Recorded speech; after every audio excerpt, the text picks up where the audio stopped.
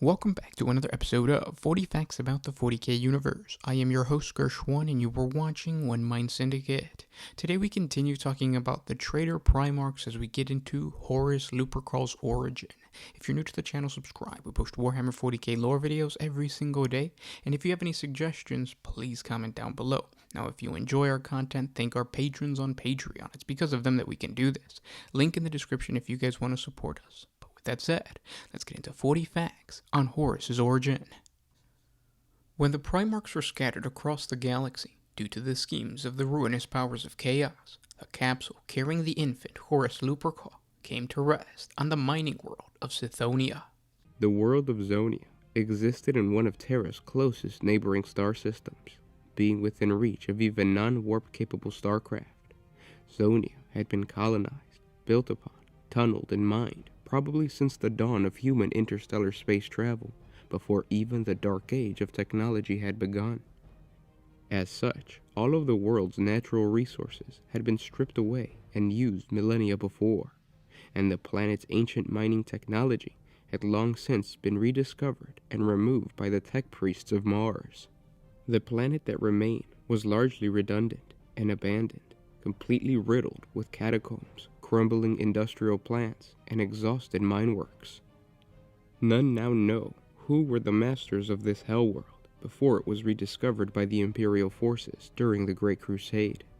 Some Imperial scholars speculate that it was the priesthood of Mars, ever greedy for raw materials to feed their forged cities. Other sources indicate that it was a star kingdom that dwindled to nothing long before unity was even a dream on Terra. No matter who had once controlled the world, they ate the heart of Zonia until it was a dead husk. Afterwards, before even the coming of the Age of Strife, Sithonia had become an orphan world, abandoned to entropy and violence. Even before the Great Collapse, true darkness had descended there. Faced with complete and total economic and social collapse, the people of Sithonia had either left if they possessed wealth enough to return to Terra, or had sunk ever deeper into a terrible poverty defined by both its savagery and a desperate struggle for survival. Fierce, lawless gangs inhabited the depths of Sithonia, enjoying freedom from the rigors of imperial citizenship. There was no law but the blade, no desire except that to survive. Some gangs were territorial, their leaders possessing all the pretensions of barbarian kings, with armies of men and women bonded to their service. They could seize access to tunnels, demand tribute from other factions, and create enclaves in the lightless heart of abandoned tunnel networks. To other gangs, blood and power was a crop to be harvested by violence and violence alone, and the dead meat enough to live on. Holding no territory and living from plunder, these gangs raided, murdered, and burned.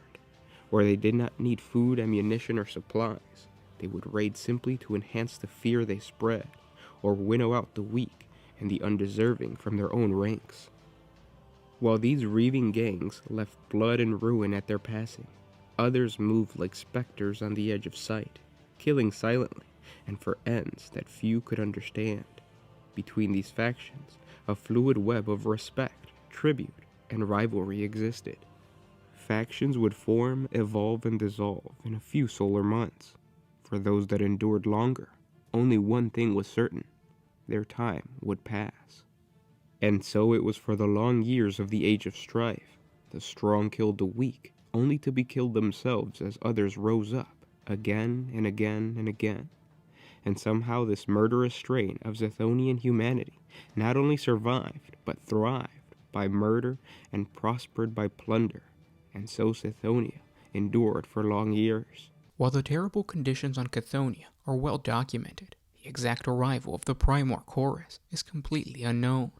Different accounts contradict each other, and some historical documents contain enormous omissions, making it almost impossible to truly understand the Primarch's formative years.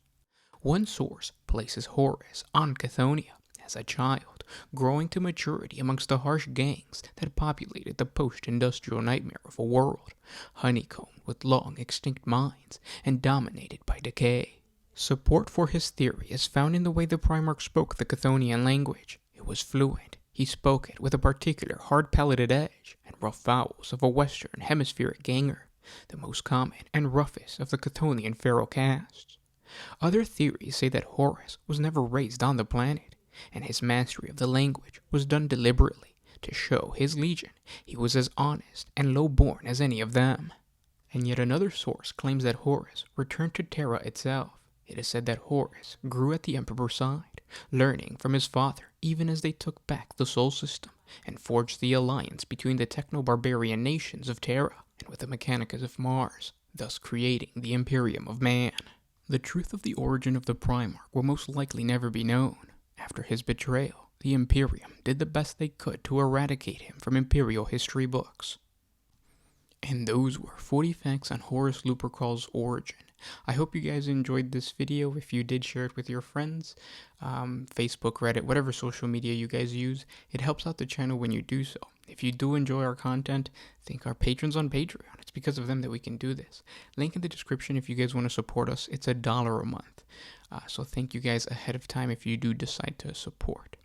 Horus's story is difficult to create a longer video for just because it is just full of just different theories of what could have been.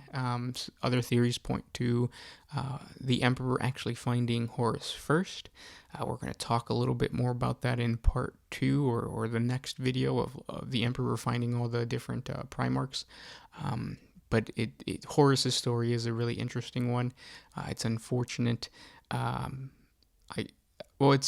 He is one of those characters that the story is surrounding him. The whole betrayal, the Horus heresy, is because of him, and it sucks that you will never be able to play him on the 40K tabletop. You can still play him in 30K, but because his soul was basically obliterated, he is completely wiped out from 40K. So on the tabletop, the hope of ever having the Black Legion have their Primarch come back it's never going to happen unless GW wants to piss off a lot of people who really enjoy the lore, which, they might. But yeah, I hope you guys are enjoying our content. If you guys have suggestions for any other topics, please comment down below. We read the comments every day, and even when you ask questions, we might not answer the question, but that might give us an idea to create a video answering that question, because some of those are juicy enough to create an entire long video for that. So please comment down in the comment section below. But yeah, with that said, I'll talk to you tomorrow. This is Gershwan with One Mind Syndicate signing out. Always used